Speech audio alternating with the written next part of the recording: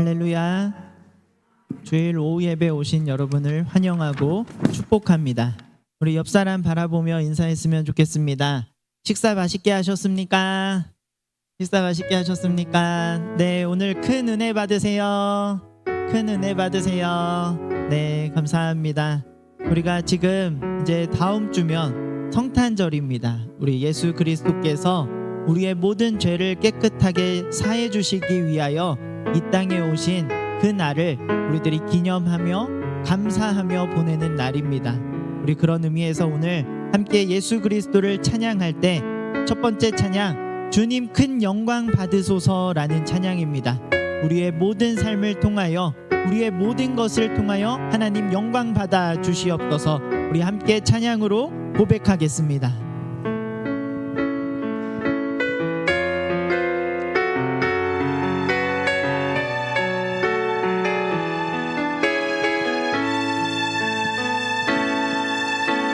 주님 큰 영광 받으소서. 홀로 찬양 받으소서. 모든 이름 위에 뛰어난 그 이름, 온 땅과 하늘이 다 찬양하네. 겸손하게 우리 무릎 꿇고 주 이름 앞에 영광 돌리세. 모두 절하세. 독생자 예수 주님께 찬양 드리니 모든 영광과 존귀와 능력 받으소서. 나의 주님 받으소서. 영광과 존귀와 능력 받으소서. 나의 주님 받으소서. 그리스도 살아계신 처음부터 다시 한번 고백합니다. 주님 큰 영광, 주님 큰 영광 받으소서. 홀로 찬양 받으소서. 모든 이름 위에 뛰어난 그 이름, 온 땅과 하늘이 다 찬양해. 겸손하게 우리 무릎 꿇고 주 이름 앞에 영광 돌리세. 모두 절하세. 독생자 예수 주님께 찬양 드리니 모든 영광과 존귀와 능력 받으소서. 나의 주님 받으소서. 영광과 존귀와 능력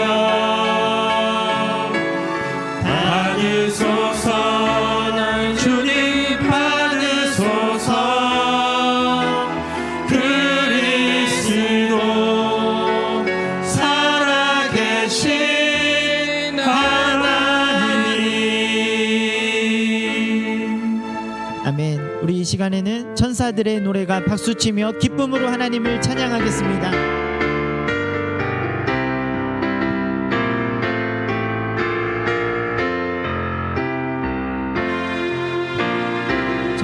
천사들의 노래가 하늘에서 들리니 산과 들이 기뻐서 내 우리 다시 한번 고백할까요? 천사들의 노래가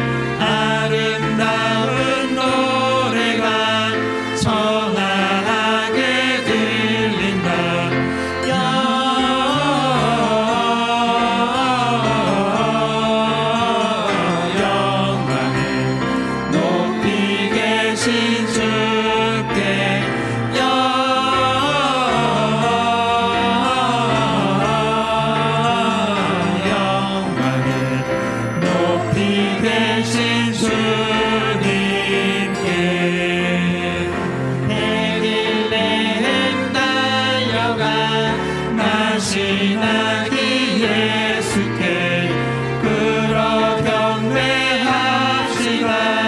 탄생하신 아비께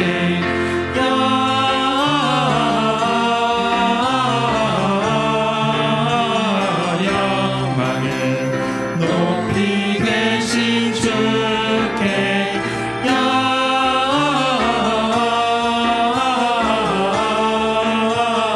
영광을 높이 계신 주님께 그 안에 누이신 어린 아기 예수께 우리들도 다 함께 기쁜 찬송 부르자.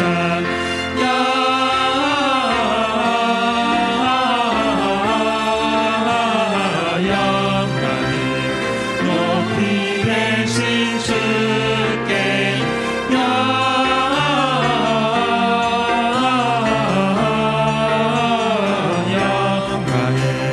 높이 우리 마지막으로 계신 고백할까요? 영광을 높이 계신 주께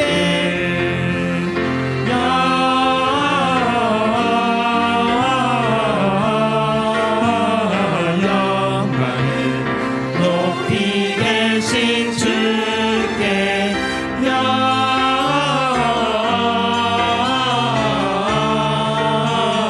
영광을 높이 계신 주님께. 우리 박수로 하나님께 영광 올려드리도록 하겠습니다. 우리 계속해서 참 반가운 성도여 기쁨으로 찬양하겠습니다.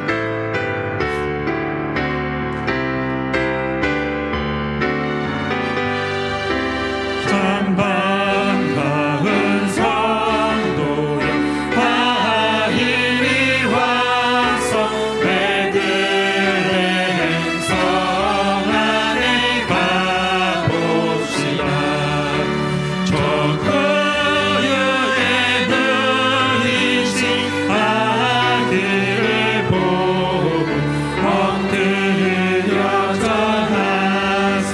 엎드려 절하세.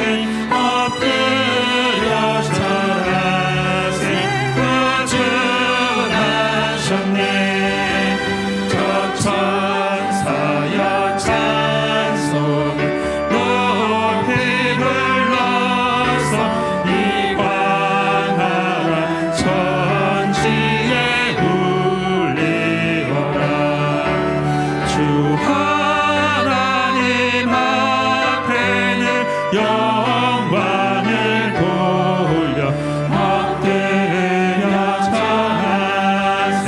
엎드려 절하세.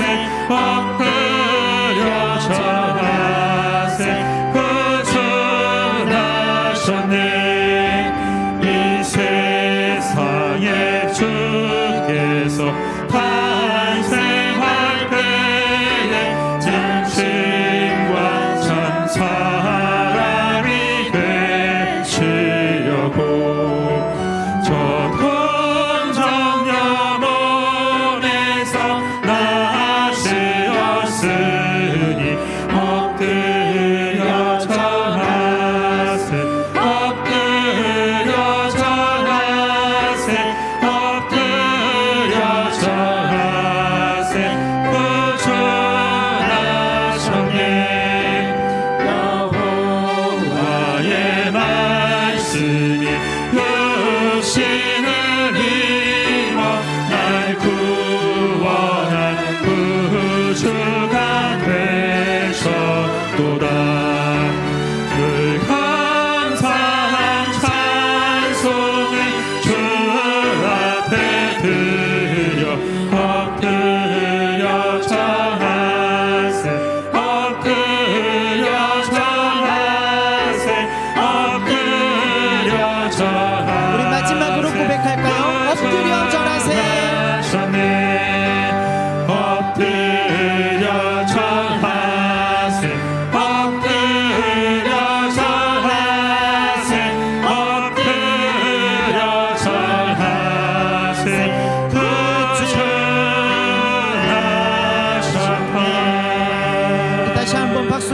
올려드리도록 하겠습니다. 우리 마지막으로 당신은 영광의 왕 찬양 부르며 예배의 자리로 나아가도록 하겠습니다.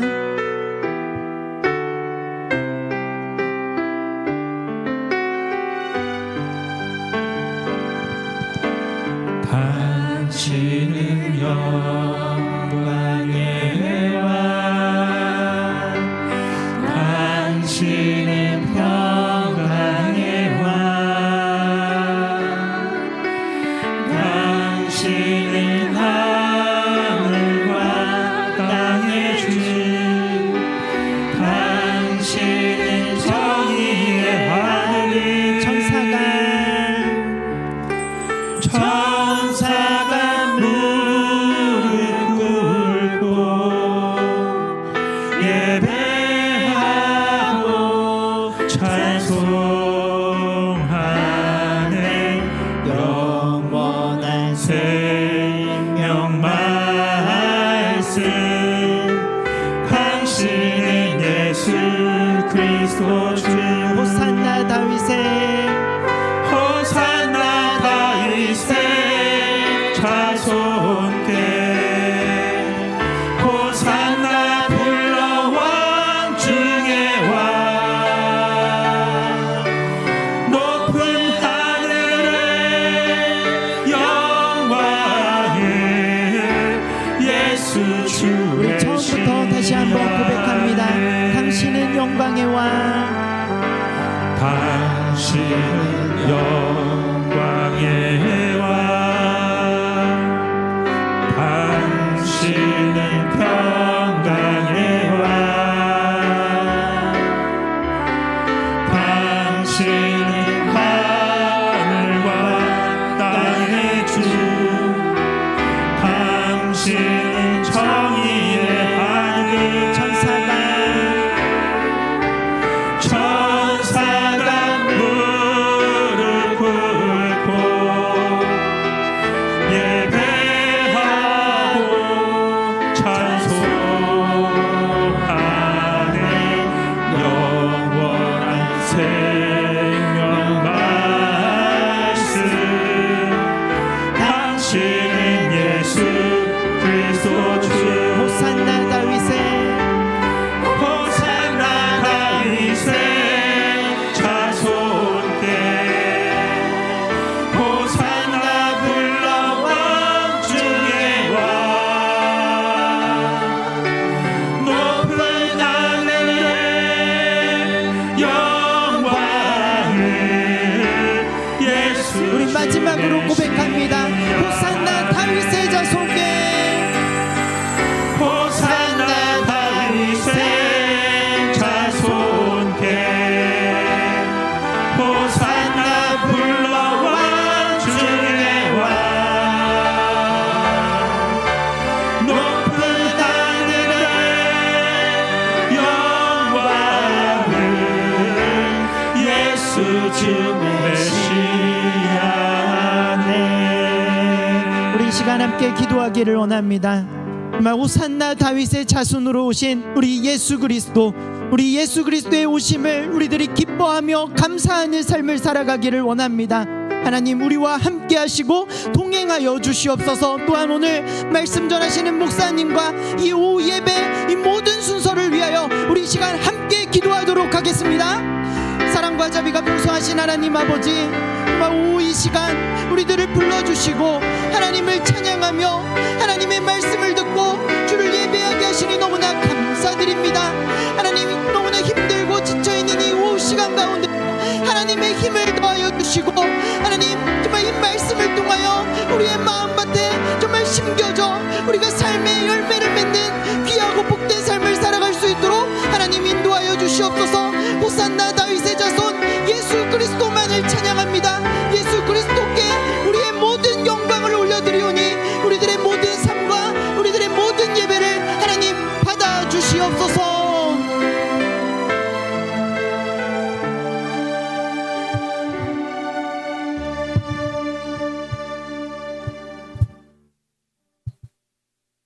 하나님 아버지 감사합니다. 한 해가 지나가는 12월입니다. 지난 한 해 동안 영육간의 어려운 환경에서도 늘 한결같이 지켜 보호하여 주셔서 감사합니다. 어리석고 부끄러운 세상살이에서 우리들의 고집스러운 마음까지도 사랑해 주셔서 감사합니다. 또다시 예배하는 자리에 모일 수 있도록 인도하여 주셔서 참 감사합니다. 사람의 생각만으로 살아가는 인생이 쉽지 않은 시절입니다. 여러 사회적 문제들로 인한 정신적인 건강에 대한 염려가 있습니다. 경제적인 상황들도 인한 생활에 어려움이 있습니다. 한 치 앞도 내다볼 수 없는 여러 가지 어려운 상황들이 있습니다. 이로 인하여 영혼이 지치고 힘들 때가 많습니다. 하나님의 자녀로서 마땅히 지켜야 하는 본분을 잊어버릴 때가 많습니다. 마음이 편한 대로 순간적인 유혹에 빠져들기 쉬운 시절입니다. 여러 가지 부끄러운 모습들을 돌이켜보며 회개합니다. 하나님 보시기에 많은 어리석음과 부끄러움이 있습니다. 알면서도 애써 외면했습니다. 그럼에도 불구하고 저희들의 영혼을 사랑해 주시고 예배하는 이 자리에 모일 수 있도록 인도하여 주셔서 정말 감사합니다. 어려운 환경으로 인하여 여러 다양한 상황이 발생합니다. 그럴 때마다 하나님의 말씀을 따르게 하시고 강하고 담대하게 나아갈 수 있는 믿음을 허락하여 주시옵소서. 다소 불편한 환경 가운데 어떠한 상황에서도 하나님께 드리는 예배에 우리의 온 마음과 정성을 다할 수 있도록 인도하여 주시옵소서. 우리는 각자 살아가고 있는 환경이 다를 수 있습니다. 한 사람의 인간으로서 스스로 할 수 있는 일들의 한계가 있음을 잘 알고 있습니다. 어떠한 방향이 하나님의 뜻인지 우리는 전혀 알 수 없습니다. 어려울 때일수록 조금 더 주변을 돌아볼 수 있는 마음의 여유와 평안을 허락하여 주시옵소서. 하나님께 무릎 꿇고 스스로를 돌아보며 조용히 회개할 수 있는 주님의 자녀들로 인도하여 주시옵소서. 하나님 이 시간 새롭게 허락해 주신 또 한 주간을 담대하게 살아가기 위하여 머리를 숙였습니다. 주님의 말씀을 마음에 새기는 시간이 될 수 있도록 인도하여 주시고 그 말씀으로 인하여 우리들의 영혼이 조금 더 강건해지는 은혜를 내려 주시옵소서. 예배를 마치는 시간까지 주님께서 동행하여 주시고 이 모든 간구함을 우리 주 예수 그리스도의 이름으로 기도드리옵나이다. 아멘.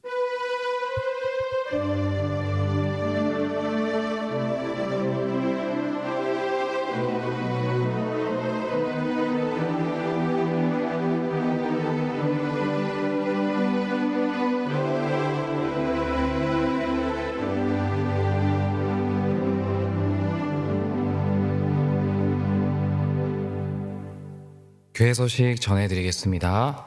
담임 목사님께서는 지금 현재 서울서 교회 입당 예배 순서 담당으로 출타 중에 계십니다. 기도 부탁드립니다.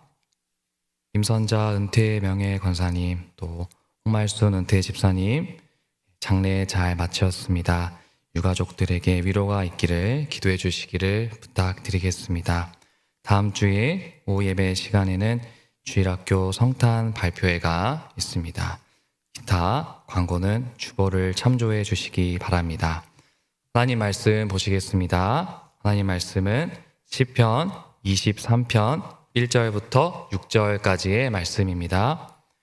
시편 23편 1절부터 6절까지의 말씀입니다.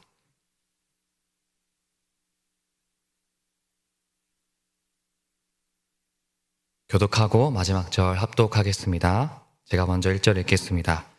여호와는 나의 목자시니 내게 부족함이 없으리로다. 그가 나를 푸른 풀밭에 누이시며 쉴만한 물가로 인도하시는 도다. 내 영혼을 소생시키시고 자기 이름을 위하여 의의 길로 인도하시는 도다. 내가 사망의 음침한 골짜기로 다닐지라도 해를 두려워하지 않을 것은 주께서 나와 함께 하심이라. 주의 지팡이와 막대기가 나를 안위하시나이다. 주께서 내 원수의 목전에서 내게 상을 차려주시고 기름을 내 머리에 부으셨으니 내 잔이 넘치나이다. 내 영혼을 소생시키시고 자기 이름을 위하여 의의 길로 인도하시는 도다. 아멘. 기도하겠습니다. 사랑과 은혜가 충만하신 하나님, 은혜를 참으로 감사합니다. 하나님, 한 주간도 저희를 또 이렇게 지켜주시고 또 이것에 또 저희를 불러주셔서 이렇게 하나님 저희들에게 천국 잔치를 베풀어 주시니 하나님 참으로 감사합니다. 주님, 이 시간 우리가 주님께 예배함으로 나아갈 때에 하나님 우리의 많은 분주한 마음과 우리의 생각들을 내려놓게 하여 주시고 오직 이 예배 시간 하나님만을 바라보고 하나님만을 붙들고 살아갈 수 있는 저희들 모두가 되게 하여 주시기를 간절히 소원합니다. 주님, 이제 우리의 삶의 등이고 빛인 주님의 말씀을 듣습니다. 하나님, 이 말씀이 들릴 때에 하나님 우리의 마음과 우리의 귀를 열어주시고 우리가 이 말씀을 온전히 잘 수납하여서 우리가 이 말씀이 온전히 우리 마음에 잘 심겨질 수 있는 은혜를 더하여 주시고 또 이 말씀을 우리가 듣는 자로서 하나님 우리가 그냥 살아가는 자들이 되지 않게 해주시고 이 말씀대로 우리가 우리의 삶에서 우리가 실천하고 살아갈 수 있는 저희들 모두가 되게 하여 주옵소서. 하나님, 말씀을 전하는 자의 연약함은 온전히 다 가리워 주시고 오직 성삼위 하나님의 영광만이 가득 들어찬 하나님 그런 예배가 될 수 있도록 은혜를 더하여 주옵소서. 감사드리며 예수님 이름으로 기도했습니다. 아멘. 오늘 본문의 말씀은 시편 안에 있는 많은 다윗의 시들 중에서 가장 유명한 시일 것입니다. 다윗의 시들 중에 많은 시편들이 있죠.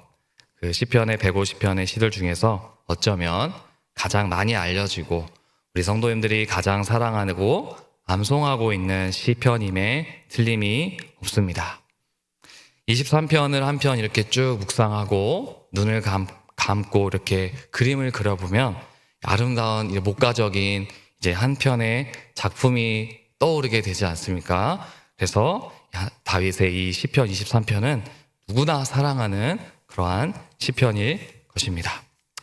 그런데 다윗은 왜 많고 많은 이 비유의 대상 중에 하나님을 목자에 비유하였을까요? 단순히 시적으로 이 목가적인 이미지를 주기 위함이었을까요? 사실 이 고대 근동의 문화에서는 왕과 백성을 목자와 양의 관계로 비유하여서 이해했습니다. 거의 최초의 법전이며 로마법에 큰 영향을 주었다고 알려진 함무라비 법전에도 왕을 목자로 비유하고 있습니다. 제가 읽어드리겠습니다. 마르둑이 백성 목양을 함무라비에게 주었고 미래의 왕이 그 백성을 목양하고 복을 주었다. 이렇게 써 있습니다.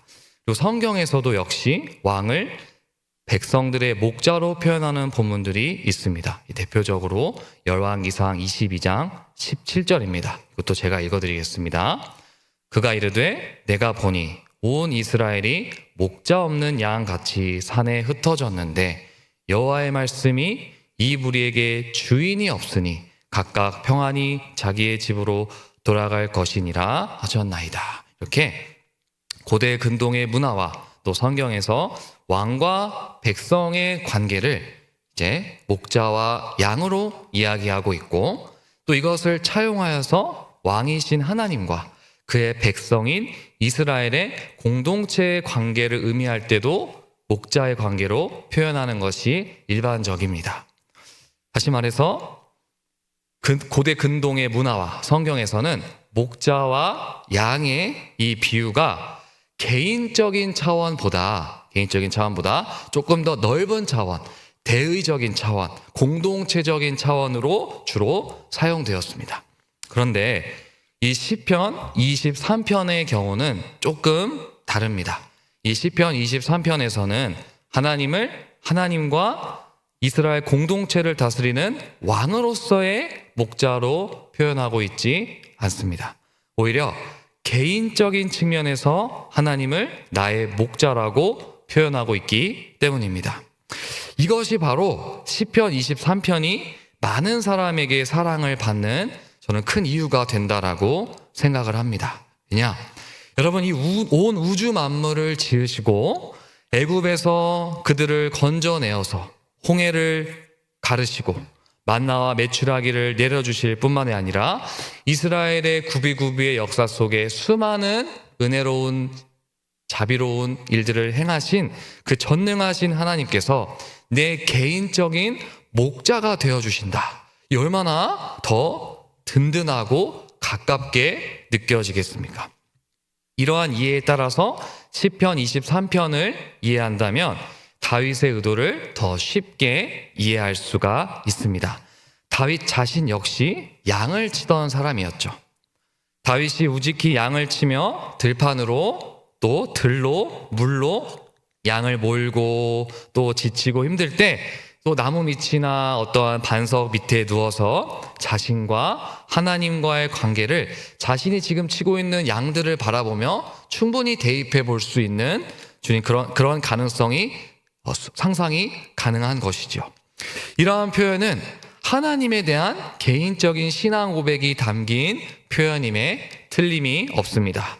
다윗은 하나님을 인격적으로 만나서 교제하고 그의 삶 속에서 체험을 분명하게 했기 때문에 시편 23편에서 하나님을 자신의 개인적인 목자라고 표현할 수가 있었던 것입니다. 만약에 다윗이 그의 삶 속에서 하나님에 대한 깊은 이런 체험이 없었다라면 그는 절대로 하나님을 개인의 목자로 고백하고 표현하지 않았을 것입니다. 다윗은 이 목자 되신 하나님을 향한 그의 고백으로 이렇게 이야기하고 있습니다. 내게 부족함이 없으리로다. 이렇게 고백하고 있습니다.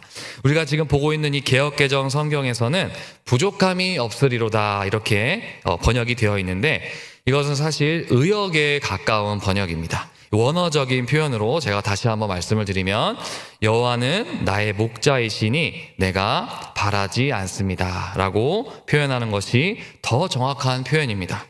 다윗이 지금 하나님에 대해서 가지고 있는 이 마음이 조금 느껴지십니까?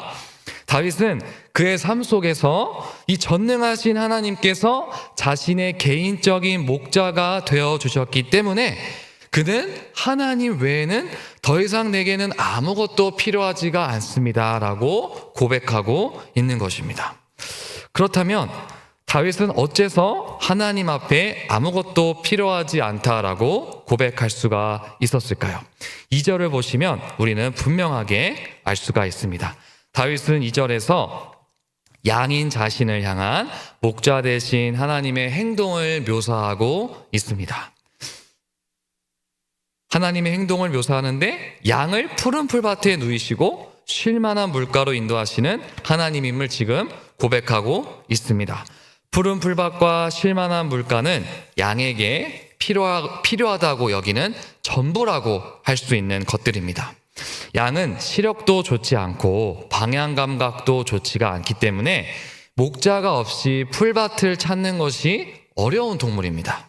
그리고 또 양은 정말로 편안하지 않으면 눕지 않는다라고 해요. 왜냐하면 천적의 위협이 없어야만 양은 눕는다고 합니다. 이러한 습성을 가진 양이 이제 푸른 풀밭에서 또 먹고 마시는 것을 해결했죠. 그리고 누웠다라는 것은 먹고 마시는 것이 해결되고 자신의 신변에 정말로 안정을 느꼈기 때문에 가능한 것입니다. 이처럼 하나님과 자신의 사이를 양과 목자의 관계로 비유를 하면서 다윗 자신이 하나님 앞에 모자람이 없는 완벽한 평안함을 느꼈기 때문에 그는 더할 나위 없이 바랄 것이 없고 주님 안에서 지금 샬롬을 고백하고 있는 것입니다. 그런데 제가 성도님들께 한 가지 한번 질문 드려보겠습니다. 우리는 성경을 읽고 있기 때문에 또 이미 다 몇 번 읽어보았기 때문에 다윗의 생애를 너무 잘 알고 있어요. 그렇죠? 사실 다윗의 삶은 푸른 초장, 쉴만한 물가를 전진했던 인생이 아니었습니다. 그는 오히려 시편 23편의 후반부에 해당하는 사망의 음침한 골짜기와 같은 인생을 훨씬 많이 걸었고 끊임없이 원수들의 공격을 받아야 했던 사람이 바로 다윗이었습니다. 다윗의 이러한 개인사를 이해하고 다시 한번 이 시편 23편을 바라본다면 다윗이 고백한 이 시편에 대한 진위에 대해서 우리가 의심을 하게 됩니다. 다윗은 어떻게 자신의 삶과 자신이 그동안 살아왔던 그 삶과는 너무도 어울려 보이지 않는 이러한 아름다운 고백을 할 수가 있었을까요? 그 비밀이 3절에 있는데 우리 함께 한번 3절을 읽어보겠습니다. 시작.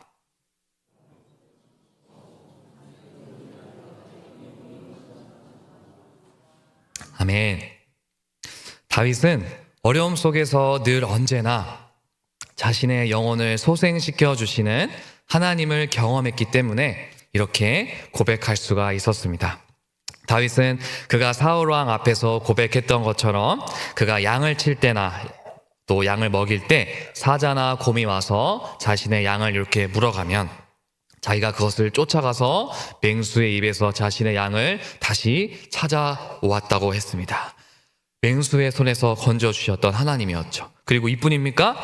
다윗은 거인이었던 이스라엘 민족의 완전한 원수였던 블레셋 민족의 골리앗과의 싸움에서도 승리할 수가 있었습니다. 또 뿐만이 아닙니다.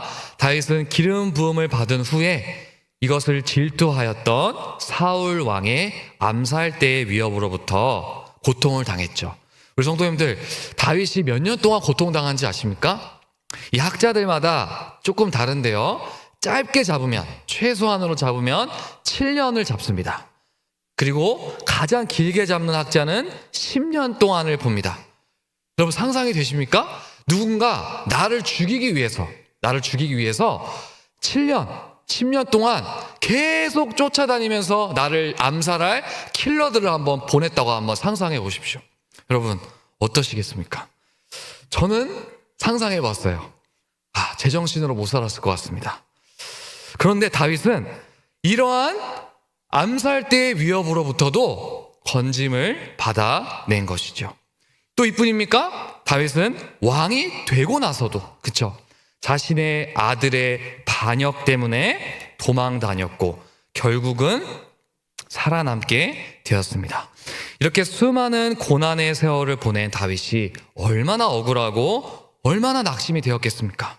그 마음에 얼마나 큰 눌림이 있었겠습니까?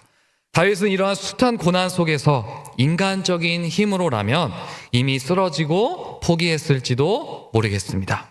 그러나 하나님께서 그 역경의 상황 속에서 언제나 그의 영혼을 소생시켜 주었음을 그는 경험했던 것입니다.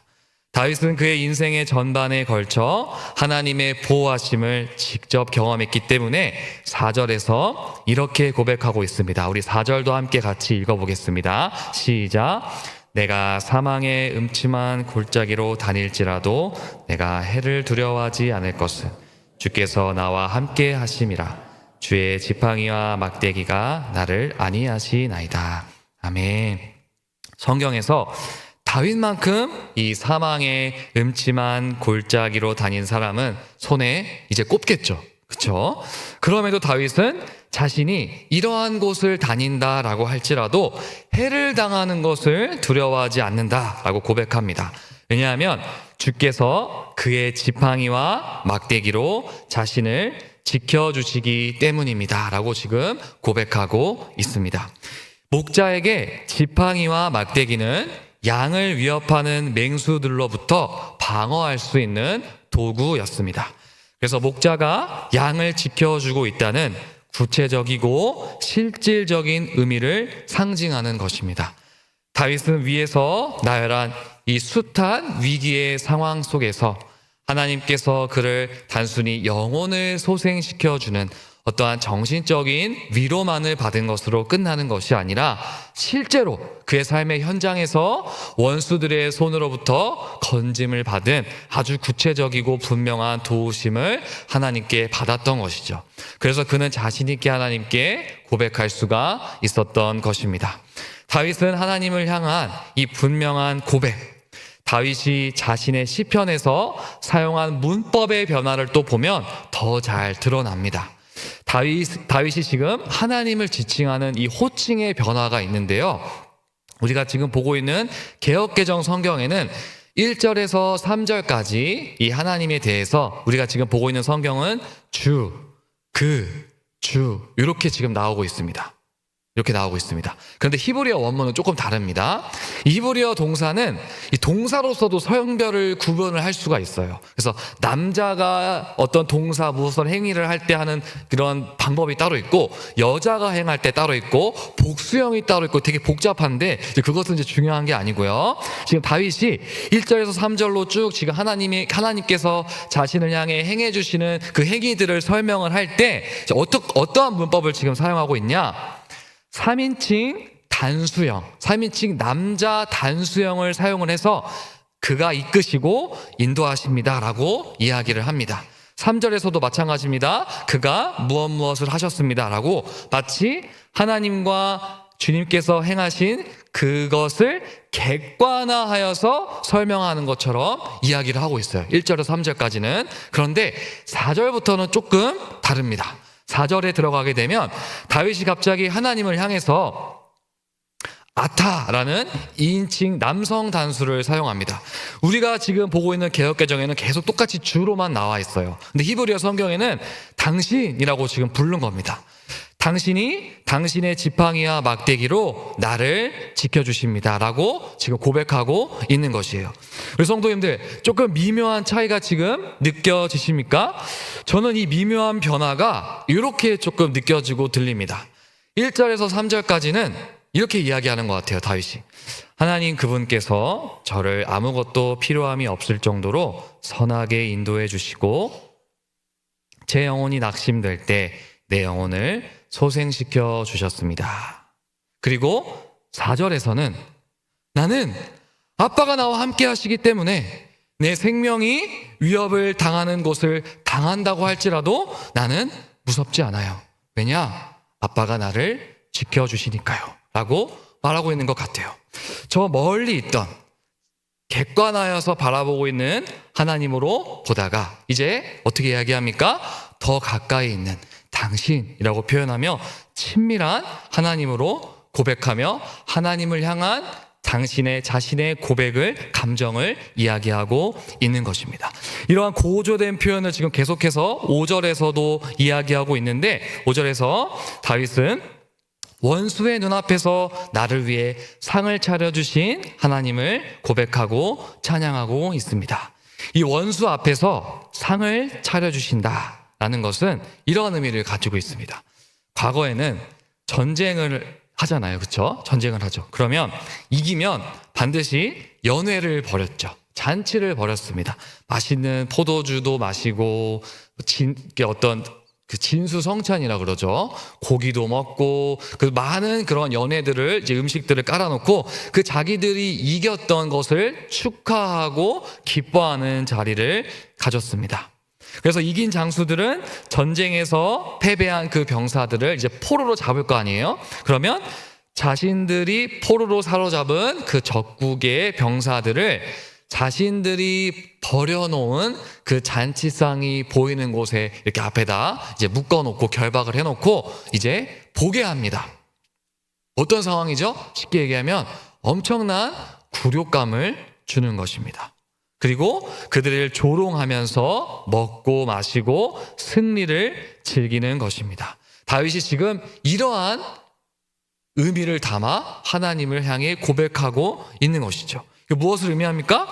힘들고 고난 상황 가운데서 하나님께서 자신을 지켜주셨을 뿐만이 아니라 이제는 어떻게 해주셨다는 겁니까?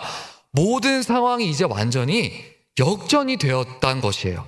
역전을 시켜주셔서 자신을 괴롭히던 자들로부터 승리하게 하시고 그들에게 굴욕을 주시고 오히려 하나님께서 그들 앞에 그 원수들 앞에 다윗을 높이시는 모든 전세를 역전시켜 주신 하나님의 은혜를 지금 찬양하고 있는 것을 볼 수가 있습니다. 하나님은 이 모든 원수와 이 모든 상황으로부터 역전시켜 주신 하나님께 마지막으로 이렇게 고백하고 있습니다. 우리 함께 6절을 함께 한번 읽어보겠습니다. 우리 6절입니다. 6절. 평생의 선하심과 인자하심이 반드시 나를 따르리니 내가 여호와의 집에 영원히 살리로다. 아멘. 사실 개역개정은 이 히브리어 원어 성경과 이 몇 개의 단어 순서가 조금 다릅니다. 제가 히브리어 성경의 순서대로 다시 번역해서 읽어드리겠습니다. 반드시 선과 그리고 자비가 나를 쫓아다닐 것입니다. 모든 내 인생의 날 동안에. 6절에 지금 이렇게 이야기하고 있어요. 반드시 라고 먼저 얘기하며 다윗이 지금 강조하고 있는 겁니다. 무엇을 강조하고 있습니까? 하나님의 선, 히브리어로는 토브 들어보신 분들 계실 거예요. 그리고 자비, 헤세드입니다. 이 토브는 좋다, 선하다 라는 것이고, 헤세드는 인자, 인애, 자비, 충성 이런 다양한 뜻을 담은 단어입니다. 이 하나만 있어도 넘치고 풍성한 하나님의 은혜와 사랑이 가득 담겨 있는데, 이 하나님의 선과 하나님의 자비가 두 번이나 반복되어 있는 것이에요. 히브리어 문법으로는 같은 의미를 두 번 반복하면 강조하는 것이거든요. 완전함을 나타내는 것입니다. 하나님의 선과 자비, 충만하고 풍성한 것, 이렇게 이야기하면서 이 하나님의 선과 하나님의 자비가 자신을 어떻게 한다라고 얘기하고 있냐? 개역개정에서는 따른다 이렇게 이야기하고 있어요. 근데 히브리어 원문으로 보면 원어는 쫓아다닌다라고 말하는 것이 조금 더 정확한 표현입니다. 이 쫓아다닌다, 추격하다, 뒤쫓다, 열정적으로 따르다라는 뜻을 가지고 있습니다. 여러분, 이 의미를 한번 다시 제가 종합해서 설명해 드려 볼게요.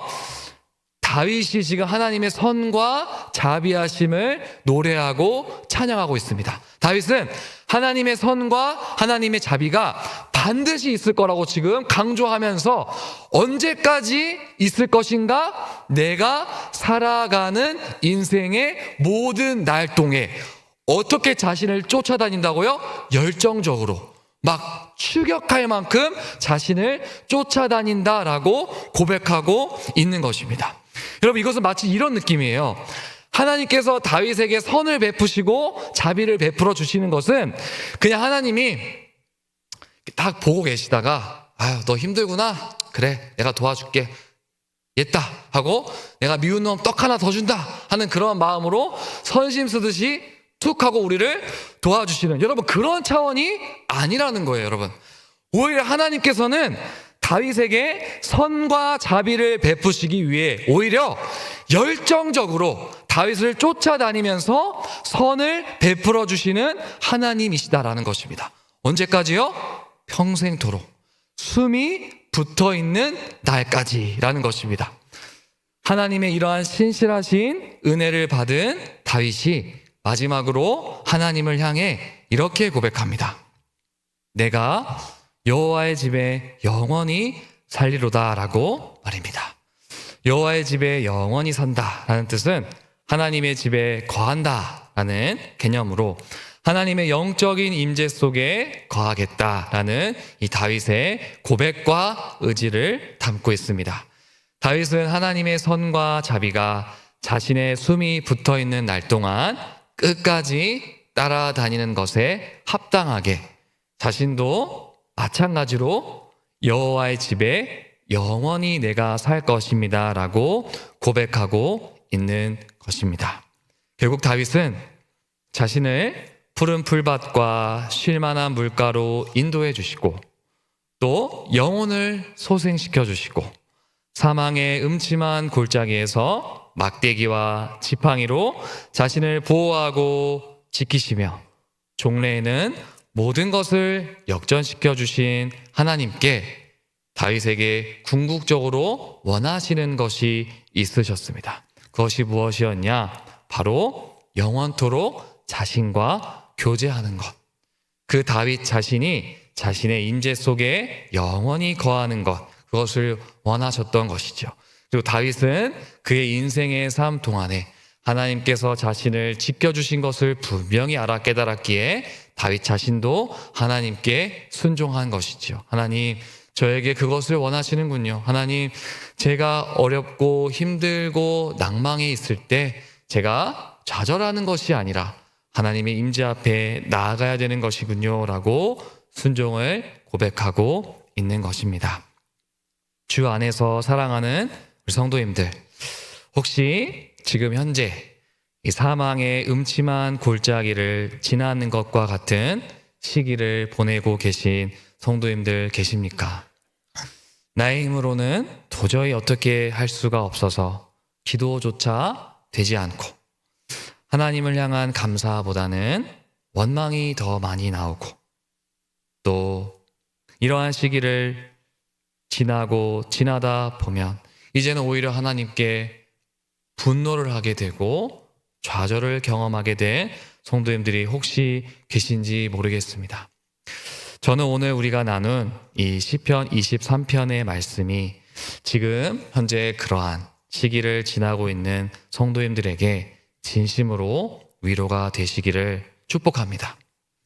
어려움을 겪다 보면 기도가 나오지 않을 수 있습니다. 당장의 차가운 현실 때문에 미래에 대한 어떠한 소망도 기대할 수 없을 수도 있습니다. 고난의 상황에 도무지 머리로 납득이 되지 않고 마음으로 쉽게 동의가 되지 않을 수 있습니다. 그리고 오히려 하나님께 이러한 생각이 드실지도 모르겠습니다. 하나님, 푸른 초장이요? 푸른 초장은커녕 황무지 같은데요? 자갈밭인데요? 가시가 아주 잔뜩 내 발에 박힌 것 같고 끊임없이 고통의 길만 지금 지나가고 있는 것 같은데요? 지팡이와 막대기로 나를 지켜주신다고요? 주님이 제대로 지켜주신 거 맞아요? 하나님이 정말 살아계시다면 어떻게 나한테 그러실 수 있어요? 나는 하나님이 정말 계신지 의심됩니다. 나는 하나님이 정말 나를 사랑하시는지 믿기가 너무 어려워요. 라고 이러한 마음 가운데 혹시 계시는 분들이 계실지 모르겠습니다. 저는 다시 한번 말씀을 통해 위로하고 축복합니다. 성도님들, 그러나 우리가 분명히 잊지 말아야 할 것이 있습니다. 우리가 살고 있는 현실, 절망이 가득하고 우리가 있는 이곳, 낙담하고 그런 현실이 가득해 보일 수 있지만 그럼에도 여전히 목자 되신 하나님께서, 선하신 하나님께서는 우리를 양으로서 우리를 여전히 있는 그곳에 푸른 초장과 쉴만한 물가로 인도해 주셨다라는 것입니다. 우리의 마음과 생각과 이성으로는 도무지 생각해도 푸른 초장이 아니다라고 생각할 수 있지만 우리의 목자 되신 하나님께서는 우리에게 허락하신 지금 현재의 상황을 푸른 초장이고 쉴만한 물가로서 우리에게 허락하셨다라는 것을 간절히 믿고 붙드셨으면 좋겠습니다. 시편 23편은 아무런 어려움도 겪지 않았던 다윗에게 나온 고백이 아니기 때문입니다.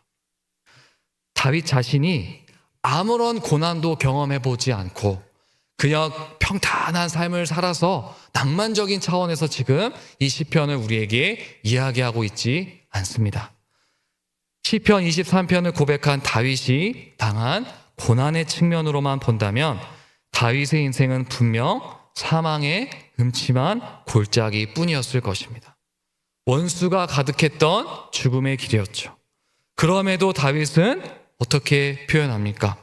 그의 삶을 통해 자신이 하나님이 나의 목자가 되어주셨습니다라고 경험했고 고백하고 있습니다. 그래서 자신의 인생에서 가장 힘들고 어두운 순간이라고 할지라도 그곳은 사망의 골짜기가 아니라 여전히 선하시고 신실하신 하나님께서 자신의 인생에서 가장 평안하고 풍족하게 이끌어주신 푸른 초장이고 쉴만한 물가라는 것을 이야기하고 있는 것입니다. 다윗은 사망의 음침한 골짜기를 걸어 보았기 때문에 그의 인생에서 하나님이 자신을 얼마나 많이 사랑하시고 그 성실하심이 얼마나 크시고 그 광야 속에서 푸른 초장과 쉴만한 물가로 인도해 주심을 분명하게 더 체험할 수 있었습니다. 이와 같이 우리도 고난의 상황 속에서 조금씩 하나님을 붙들고 그 고난의 길을 주님의 인도하심을 따라 지나다 보면 우리에게도 다윗에게 주셨던 은혜처럼 하나님의 때에 모든 상황이 다 역전되어 우리를 해하던 상황으로부터 자유하여지고 오히려 우리의 잔이 넘치며 그리고 나를 그렇게 힘들게 했던 그 고난의 상황, 낭망하게 했던 그 상황은 도리어 이제는 기억도 나지 않을 만큼 기쁨과 위로를 우리에게 반드시 주실 것입니다.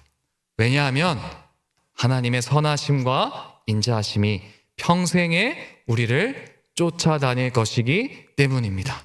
그래서 여기 있는 우리 모두가 우리에게 베푸신 하나님의 선하심과 인자하심에 감사하여 영원토록 그 임재 속에 살아가는 우리 모두가 되었으면 좋겠습니다. 아멘. 우리 말씀을 생각하면서 우리 함께 기도했으면 좋겠습니다.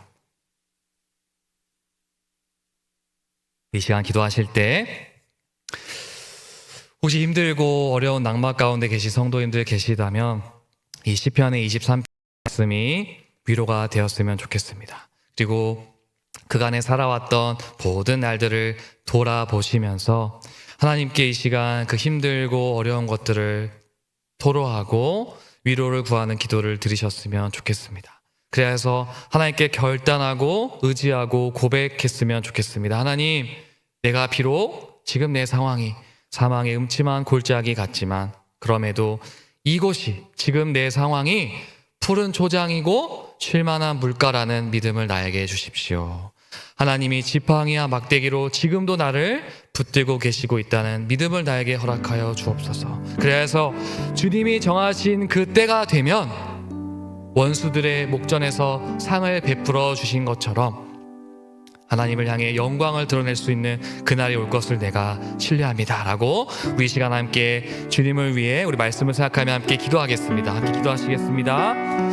사랑과 은혜가 충만하신 하나님, 은혜를 참으로 감사합니다. 주님, 정말 힘들고 어려운 상황을 지나다 보면 하나님, 머리로는 기도해야 함을 알고 우리의 소망이 주님밖에 없다라는 것을 우리가 알고는 있지만 하나님, 우리의 낙심한 마음이 또 우리의 의지를 다 잠식하여서 우리가 기도하지 못하고 우리가 오히려 원망하고 불평하는 모습으로 하나님께 나아갈 때가 얼마나 많은지 보게 됩니다.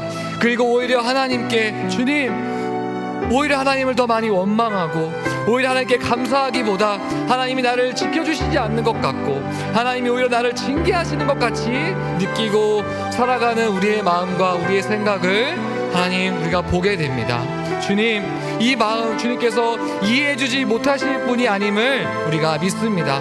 하나님, 이 마음 위로하여 주시고 찾아가 주시고 주님 만져주셔서 하나님, 우리의 닫힌 마음을 열어주심으로 말미암아 주님, 우리가 지금 걷고 있는 이 사망의 음침한 골짜기와 같은 이 시기조차도 하나님께서 푸른 초장으로서 쉴만한 물가로서 우리에게 인도해 주셨다라는 인정할 수 있는 그 마음과 믿음을 주님 허락하여 주시고 이 속에서 하나님께서 여전히 우리를 주의 지팡이와 막대기로 붙들고 계시다는 하나님 그 분명한 믿음을 우리에게 허락하여 주셔서 하나님, 우리가 고난을 바라보지 않게 하여 주시고 우리가 상황을 바라보지 않게 하여 주시고 우리의 목자 되신 그 신실하신 주님을 붙들고 주님 나아갈 수 있는 믿음을 허락하여 주시기를 간절히 소원합니다. 주님, 우리 계속해서 기도하길 원합니다.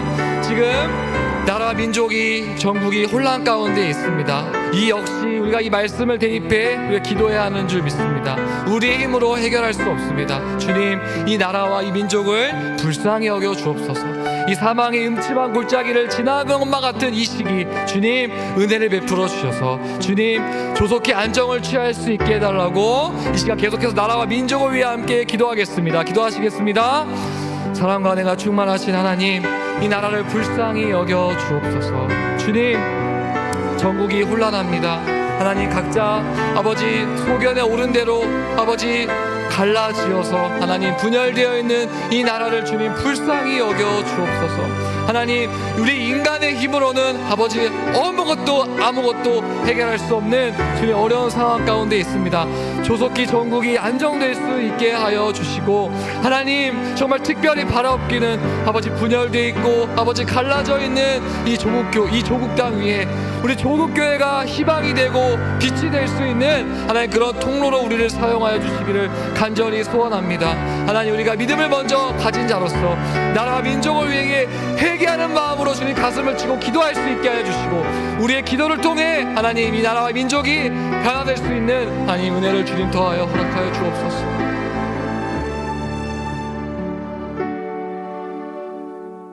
사랑과 은혜가 충만하신 하나님, 은혜를 참으로 감사합니다.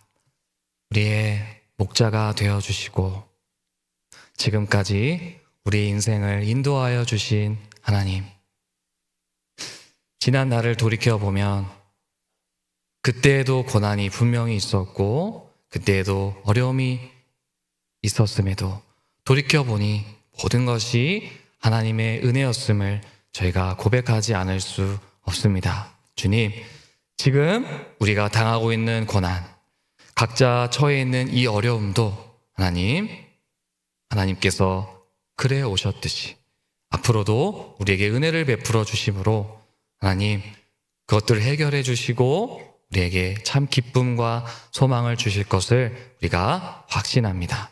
주님, 힘들고 어려운 우리의 마음을 붙들어 주시고 일으켜 주셔서 주님, 우리가 좌절하고 낭망하는 것이 아니라 지금 내가 처한 이곳도 푸른 초장이고 쉴만한 물가다라는 믿음을 허락하여 주시고 우리가 주님의 그 은혜를, 선을, 자비를 끝까지 붙들고 살아갈 수 있는 우리들 모두가 되게 하여 주옵소서. 그래서 우리가 그렇게 끝까지 하나님을 붙들고 신뢰할 때 종국에 하나님께서 모든 것을 역전시켜 주실 것을 우리가 확신합니다. 그 은혜를 우리에게 허락하여 주옵소서. 우리의 목자가 되셔서 우리를 푸른 풀밭과 쉴만한 물가로 인도해 주시는 우리 주 예수 그리스도의 은혜와 사망의 음침한 골짜기에서 막대기와 지팡이로 지켜주시며 자기의 이름으로 의의 길로 인도하시는 성부 하나님의 크신 사랑하심과 우리 안에 영원히 계심으로 우리를 하나님의 집으로 삼아주신 성령 하나님의 교통하심이 원동교회와 특별히 고난 속에 낙심하는 자들에게 함께 있을지어다. 아멘.